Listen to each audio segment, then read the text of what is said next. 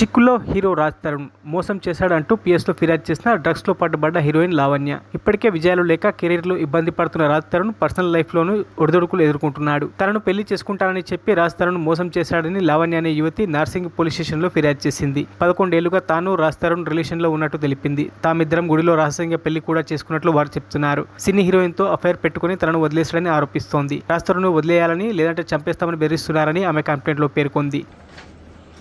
ఈ లావణ్య అనేట ఆమె ఏమని ఫిర్యాదు చేసింది?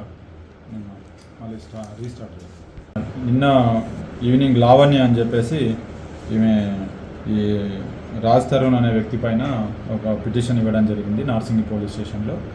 ఈ లావణ్య అనే వ్యక్తి ఈ రాజ్ తరుణ్తో ఒక ఇద్దరు కలిసి రిలేషన్లో ఉన్నట్టుగా, ఆ రిలేషన్ తర్వాత ఈ రాజ్ తరుణ్ అనే వ్యక్తి ఇంకొక అమ్మాయితో ఉన్నాడు, ఆమెతో కలిసి ఉంటున్నాడు. సో నన్ను వదిలేసి వెళ్ళిపోయిండు.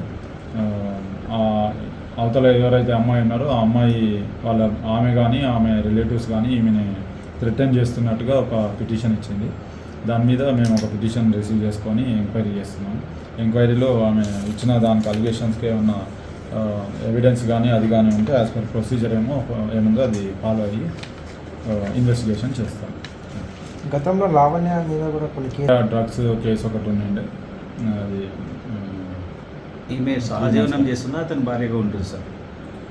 మేము రిలేషన్షిప్లో ఉన్నామని చెప్తుంది. అది చూస్తాం, మేము ఎంక్వైరీ చేస్తాం.